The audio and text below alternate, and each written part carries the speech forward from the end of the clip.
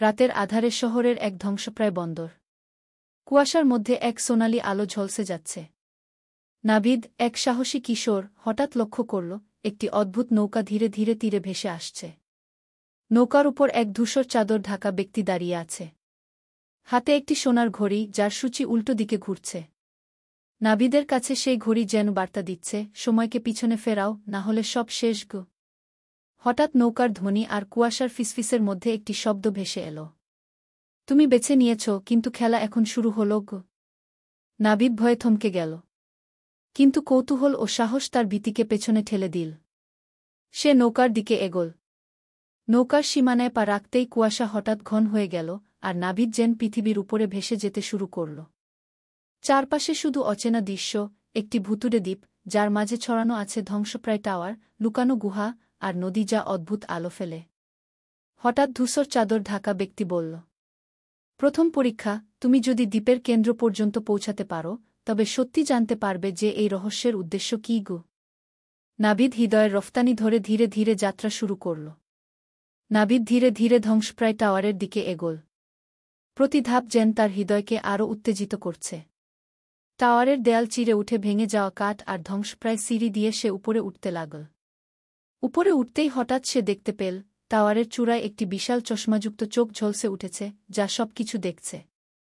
চোখের ভেতর এক অদ্ভুত আলো, যা নাভিদের মনের ভেতরের ভয়গুলো স্পষ্ট করে দিচ্ছে। চোখের ভেতর থেকে একটি কণ্ঠ ফিসফিস করে বলল, যে ভয়কে তুমি অস্বীকার করবে সেটি তেইমুনি তোমার পিছু নেবে। সত্যি সাহস দেখাতে পারবে? নাভিদ বুক চিতিয়ে এগোল। হঠাৎ টাওয়ার কেঁপে উঠল, আর তার পা তলায় ফিসফিস শব্দের সঙ্গে একটি সিঁড়ি হঠাৎ খুলে গেল। সিঁড়ি নেমে যাচ্ছে এক অন্ধকার কক্ষে, যেখানে কেবল কুয়াশা আর রহস্যের গন্ধ। নাভিদ সাহস করে সিঁড়ি দিয়ে অন্ধকার কক্ষে নামতে লাগল। প্রতিটি ধাপের সঙ্গে কুয়াশা ঘন হতে লাগল, আর দূরের ভেতর থেকে ফিসফিস শব্দ ভেসে আসছে, সত্যিকারের পরীক্ষা এখন শুরু। কক্ষে নামতেই সে দেখতে পেল চারপাশে এক বিশাল চক্রাকারে লুকানো দরজা। প্রতিটি দরজায় খোদাই করা অদ্ভুত চিহ্ন, আর মাঝখানে জ্বলছে একটি লাল আলো। হঠাৎ কক্ষের কেন্দ্র থেকে এক প্রাচীন রত্ন বের হয়ে এল, যা ধীরে ধীরে আলো ছড়িয়ে কক্ষে প্রতিফলিত হচ্ছে। সেই আলোতে নাভিদ দেখতে পেল ছায়ার মতো একটি অদ্ভুত প্রাণ, যা তার সামনে ঘুরছে। প্রাণটি ফিসফিস করে বলল, তুমি যদি এই কক্ষ থেকে বেরোতে চাও, তবে 3টি ধাঁধার উত্তর দিতে হবে। প্রথমটি সহজ নয়, তুমি কি প্রস্তুত? নাভিদের বুক ধুকপুক করতে লাগল। সে জোরে মাথা নেড়ে বলল, হ্যাঁ, আমি প্রস্তুত কু। প্রাণটি ধীরে ধীরে কণ্ঠে বলল, প্রথম ধাঁধা, আমি ছোঁয়া যায় না, ধরার চেষ্টা করলে গায়েব হয়ে যাই। কিন্তু সবাই আমাকে প্রয়োজন মনে করে। আমি কে? নাভিদ চোখ কপালে ঘষে ভাবতে লাগল। শব্দগুলো যেন তার ভেতরের সব স্মৃতি উল্টেপাল্টে দিয়েছে। আমি ছোঁয়া যায় না, ধরার চেষ্টা করলে গায়েব হয়ে যাই। কিন্তু সবাই আমাকে প্রয়োজন মনে করে কি? হঠাৎ তার মনে পড়ল, কতবার সে সময়ের অমূল্যতা অনুভব করেছে, কিন্তু কখনো তা ধরতে পারেনি। সময় বয়ে গেছে, কিন্তু হাতের বাইরে থেকে গেছে। জোরে চিৎকার করে সে বলল, উত্তর হল সময়। প্রাণটি ধীরে ধীরে হেসে উঠল। লাল আলো আর রত্নগুলো আরও উজ্জ্বল হয়ে উঠল। কক্ষের দরজাগুলো খুলতে শুরু করল, আর ধীরে ধীরে দ্বিতীয় ধাঁধার আলো ফিসফিস করে ভেসে এল। দ্বিতীয় ধাঁধা, আমি তোমার সব ক্ষতি, সব ব্যথা মনে রাখতে পারি। কিন্তু আমাকে ভুললে তুমি শান্তি পেতে পারো। আমি কে? নাভিদ এখন নতুন চ্যালেঞ্জের মুখোমুখি। নাভিদ গভীর শ্বাস নিল। ধাঁধার কথা মাথায় ঘুরপাক খাচ্ছে। আমি তোমার সব ক্ষতি, সব ব্যথা মনে রাখতে পারি। কিন্তু আমাকে ভুললে তুমি শান্তি পেতে পারো। হঠাৎ মনে পড়ল, কতবার ছোটবেলায় সে ব্যথা ভোগ করেছে, হারিয়েছে প্রিয় মানুষকে, ভুলিয়েছে, কিন্তু স্মৃতিগুলো সব মনে আছে। তার ঠোঁট থেকে বের হল, উত্তর হল স্মৃতি। প্রাণটি ধীরে ধীরে হাসল। কক্ষে ঝলমলে আলো আরও জ্বলজ্বল করতে লাগল। 2টি দরজা খুলে গেছে, আর দূরে ভেসে এলো তৃতীয় ধাঁধার শব্দ। শেষ ধাঁধা, আমি দেখতে অদৃশ্য, কিন্তু আমাকে অনুভব করা যায়। আমি তোমার আনন্দ, তোমার ভয়। আমি একসাথে সব কিছুর ভিতর বাস করি। আমি কে? নাভিদের বুক কেঁপে উঠল। শেষ ধাঁধা, এবং সবচেয়ে গুরুত্বপূর্ণ। নাভিদ চোখ বন্ধ করে গভীরভাবে ভাবল। শেষ ধাঁধার শব্দগুলো যেন তার ভেতরের সব অনুভূতি জাগিয়ে তুলল। আমি দেখতে অদৃশ্য, কিন্তু আমাকে অনুভব করা যায়। আমি তোমার আনন্দ, তোমার ভয়। আমি একসাথে সবকিছুর ভিতর বাস করি। হঠাৎ তার মনে পড়ল, প্রতিটি মুহূর্ত, প্রতিটি হাসি, কান্না, ভয়, ভালোবাসা, সবই অনুভূতির ছোঁয়ায় জীবন্ত। জোরে চিৎকার করে সে বলল। উত্তর হল আবেগ। সঙ্গে সঙ্গে কক্ষের আলো ঝলসে উঠল, লাল এবং সোনালি আলো এক হয়ে কক্ষ জুড়ে ছড়িয়ে পড়ল। প্রাণটি ধীরে ধীরে অদৃশ্য হয়ে গেল, আর কক্ষের সব দরজা খুলে গেল। নাবিদ বুঝল, সে শুধু ধাঁধা জিতল না, সে নিজের আবেগ, সাহস এবং অনুভূতির পুনর্জীবন পেয়েছে। সে ধীরে ধীরে বাইরে বেরিয়ে দেখল, সন্ধ্যার আকাশ, হালকা কুয়াশা, আর বাতাসে ভেসে আসছে স্বাধীনতার সুগন্ধ। নাবিদ হেসে বলল, এবার সত্যিই খেলা শেষ। এক অন্ধকার রাত, পাহাড়ের গহীনে। কুয়াশা ঘন এবং বাতাসে অদ্ভুত ফিসফিস শব্দ ভেসে আসছে। মায়া, এক সাহসী কিশোরী, একটি পুরনো মানচিত্র হাতে এগোচ্ছে। মানচিত্রে এক অজানা দ্বীপ চিহ্নিত, যেখানে বলা হয়েছে, যে এখানে পৌঁছাবে সে খুঁজে পাবে হারানো ক্ষমতা, কিন্তু একটিমাত্র ভুল মানে চিরন্তন বিপদ। হঠাৎ পিছনের কুয়াশা নড়তে লাগল। কোনো অদৃশ্য চোখ তাদের দিকে তাকাচ্ছে। মায়া থমকে গেল, কিন্তু কৌতূহল ও সাহস তাকে এগোতে বাধ্য করল। পাহাড়ের উপর পৌঁছে সে দেখতে পেল, দূরে জলাভূমি আর সেই দ্বীপ, যার চারপাশে ঢেউয়ের সঙ্গে অদ্ভুত আলো ঝলসে যাচ্ছে। হঠাৎ বাতাসে ফিসফিস। প্রথম ধাপ, দ্বীপে পা রাখো, কিন্তু সতর্ক থাকো। সবাই যা দেখছ তা আসল নয়। মায়া এক গভীর শ্বাস নিল, আর নোঙরহীন নৌকায় উঠল। ঢেউয়ের মধ্যে ধীরে ধীরে দ্বীপের দিকে এগোল। এক অন্ধকার রাত, পাহাড়ের গহীনে।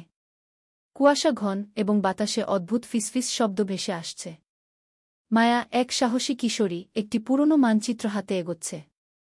মানচিত্রে এক অজানা দ্বীপ চিহ্নিত, যেখানে বলা হয়েছে, যে এখানে পৌঁছাবে সে খুঁজে পাবে হারানো ক্ষমতা, কিন্তু একটিমাত্র ভুল মানে চিরন্তন বিপদ।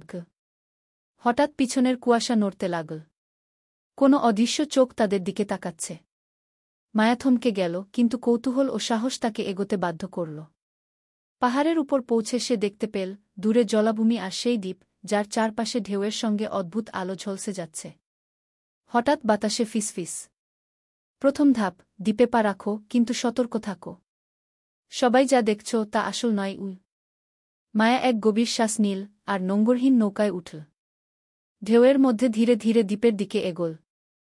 মায়া সাহস জোগাল এবং নৌকা থেকে ঝাঁপ দিয়ে গুহার মধ্যে নামল। গুহার ভিতর ছিল অন্ধকার, কিন্তু ফিসফিস শব্দের সঙ্গে ধীরে ধীরে ছোট ছোট আলো জ্বলে উঠছিল দেয়ালে।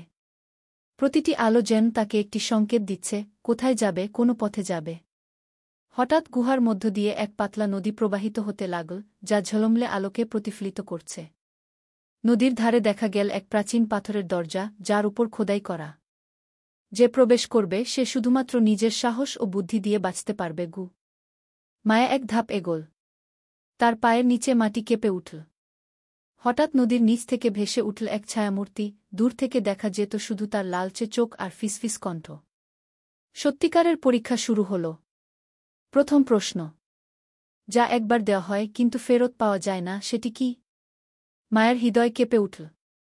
এটি তার প্রথম ধাঁধা, আর উত্তর ভুল হলে গুহার মধ্যে ধোঁয়ার মতো মিলিয়ে যাওয়ার সম্ভাবনা। মায়া কিছুক্ষণের জন্য চোখ বন্ধ করে গভীরভাবে ভাবল। শব্দগুলো যেন তার ভেতরের সব স্মৃতি ও শিক্ষাকে টেনে আনল। যা একবার দেওয়া হয় কিন্তু ফেরত পাওয়া যায় না। হঠাৎ মনে পড়ল, সময় যা একবার চলে গেলে আর ফিরে আসে না। জোরে বলল। উত্তর হল সময়। সঙ্গে সঙ্গে গুহার দেয়ালে থাকা আলোগুলো ঝলমলে হয়ে উঠল। ছায়ামূর্তিটি ধীরে ধীরে অদৃশ্য হয়ে গেল। পাথরের দরজার ধারে ধোঁয়া মিলিয়ে গেল, আর গুহার মধ্যে আরও একটি পথ খোলা দেখা গেল। ভেসে এলো নতুন কণ্ঠ। দ্বিতীয় ধাঁধা, আমি দেখতে অদৃশ্য, কিন্তু সবসময় তোমার সঙ্গে থাকি। আমি তোমার সাহস, তোমার ভয়। আমি কে? মায়া বুঝল এটা আরও কঠিন। মায়া চোখ ভোঁতা করে ভাবল। ধাঁধার শব্দগুলো তার ভেতরের সব অনুভূতিকে জাগিয়ে তুলল। আমি তোমার সাহস, তোমার ভয়, সবসময় তোমার সঙ্গে থাকি। হঠাৎ মনে পড়ল, প্রতিটি মুহূর্তে সে ভয় পেয়েছে, সাহস দেখিয়েছে, কিন্তু সবসময় তার সঙ্গে ছিল এই অনুভূতিগুলো। জোরে চিৎকার করে বলল। উত্তর হল অভিজ্ঞতা। সঙ্গে সঙ্গে গুহার আলোর ধারা আরও শক্তিশালী হয়ে উঠল। পথের শেষ থেকে দেখা গেল একটি সোনালি রত্ন ঝলসে উঠছে। রত্নের ভেতর লুকানো আছে তৃতীয় ধাঁধার চিহ্ন। শেষ ধাঁধা। আমি অনুভূত হয় কিন্তু দেখা যায় না। আমি তোমার সুখ, দুঃখ, প্রেম ও ভয়, আমি কে? মায়ার বুক কেঁপে উঠল। শেষ ধাঁধা। মায়া চোখ বন্ধ করে গভীরভাবে নিজের ভিতরের অনুভূতিগুলো অনুভব করল। আমি অনুভূত হয় কিন্তু দেখা যায় না। আমি তোমার সুখ, দুঃখ, প্রেম ও ভয়। হঠাৎ তার মনে পড়ল, যে মুহূর্তে সে হাসে বা কাঁদে, প্রেম করে বা ভয় পায়, সবই আবেগেরই অংশ। জোরে চিৎকার করে সে বলল। উত্তর হল আবেগ। সঙ্গে সঙ্গে গুহার আলোর সব রং এক হয়ে ঝলসে উঠল। সোনালি রত্নটি ভেসে উঠল, আর একটি ঝলমলে দরজা খুলে গেল। মায়া ধীরে ধীরে দরজার দিকে এগোল। দরজার উপরে লেখা, যে এই পথে যাবে সে নিজের সব হারানো ক্ষমতা, সাহস ও অনুভূতি ফিরে পাবে। মায়া হেসে বলল, আমি প্রস্তুত। নৌকাটি আবার জলে ফিরে এল, গুহার বাইরে বেরিয়ে আসল। মায়া বুঝল, সে শুধু ধাঁধা জিতল না, সে নিজের ভেতরের শক্তি, অনুভূতি এবং সাহসও ফিরে পেয়েছে।